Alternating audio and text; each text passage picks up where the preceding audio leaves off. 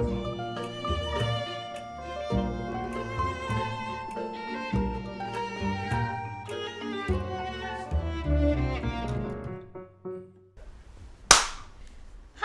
I'm Monika, and you're watching Dog Ear Musings, and today we're going to be doing a book review of Emily Austen's book, Everyone in This Room Will Someday Be Dead.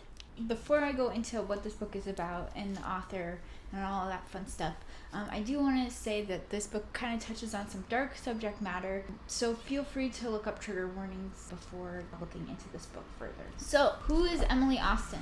She is part of the LGBTQIA community, and she also grew up Catholic, which informs a big chunk of this book. And she also got her master's in library sciences, specifically focusing on research.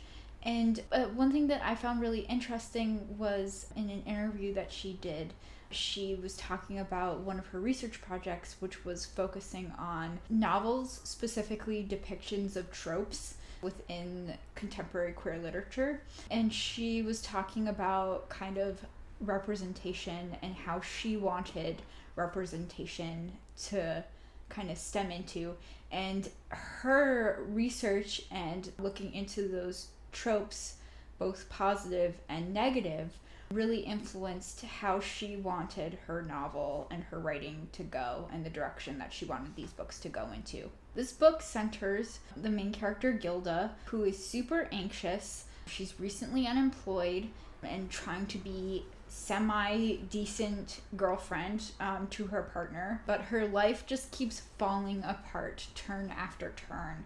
When she really means to join a therapy group, Gilda finds herself accidentally employed at a Catholic church, working as a receptionist and kind of having to hide her true identity, her name, her sexuality, all of those things, in order to awkwardly keep her job from going.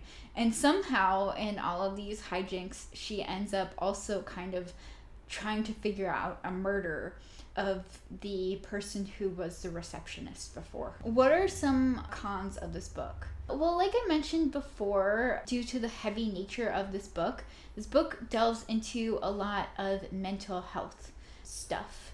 And while I didn't find it off-putting or triggering, somebody who might be going through a different mental health journey might not find this book helpful. It might be triggering for themselves to read. So that was one thing that I thought. The tone at times does get very dark, and if you're not in the right mind space for it, it could be a hard read. With that said, though, I really loved this book. I thought that there was a dark humor that Emily Austen relied on that really made me wish that Emily Austen was a stand-up comedian. Definitely leaned into that millennial dark humor that I think that you can find throughout the internet, whether it's memes or YouTube videos.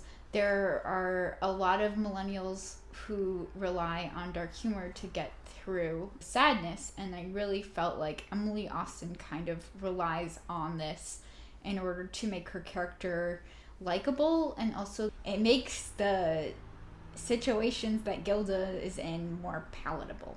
Almost like a pressure valve in a rice cooker being switched off so that you can kind of get some steam released. Another aspect that made me really love this book, in addition to the humor, was just the tone of hope. This book, although it goes really dark, it also lifts the reader up, whether that's in thinking about the main character and the trajectory, not to spoil, or their relationships. Emily Austen leaves us with a sense of hope at the end of the novel, which I really thought made the experience more enjoyable. Ultimately, I thought that this book felt like getting a hug or sharing an inside joke with a friend.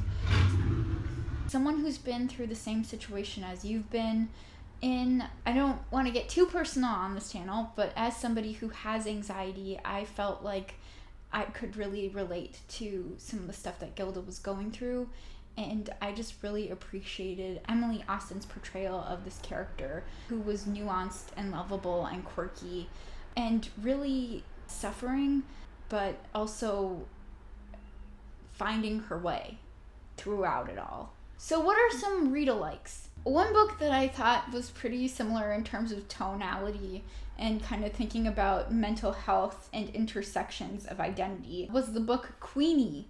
This book focuses on a young woman who is kind of grappling with her mental health and intersections of race and dating, all in the kind of landscape of contemporary London.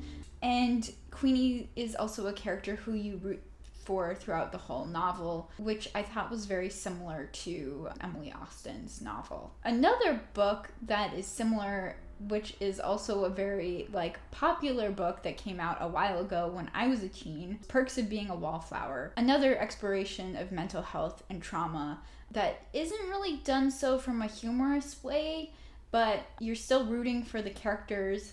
There's that found family aspect, and there is a very poignant message of hope that is throughout the novel that I thought was very similar to Austen's work as well. And not a book, but a movie that I thought was really similar to this book as well. The film Ladybird, which focuses on a young girl played by Saoirse Ronan. Sorry, if you're Irish and watching this, you can downvote my video for that awful pronunciation. Actually, please don't downvote my video. But anyway, she plays this young girl who is trying to grow up, trying to go to college, trying to be an adult, and also trying to form a relationship with her mother and her father in the 90s when there's a huge recession. And so kind of grappling with that mental health and puberty and identity and found friendship. And it's a good movie. The end with that. So that has been Everyone in This Room Will Someday Be Dead. And this was a book that I have gotten a lot of recommendations to read. I feel like I'll echo Kai's sentiments that the only regret that I have with this book is that I didn't read it sooner. I am really excited to come back to this book when I need it, and I think that if you haven't read it yet and you're someone who might have anxiety or might be feeling lonely, this might be a book for you. It also might not be. It might be a little too dark, but this might be a book for you. And with that, this has been Dog-Eared Musings. I'm Monika. Happy reading.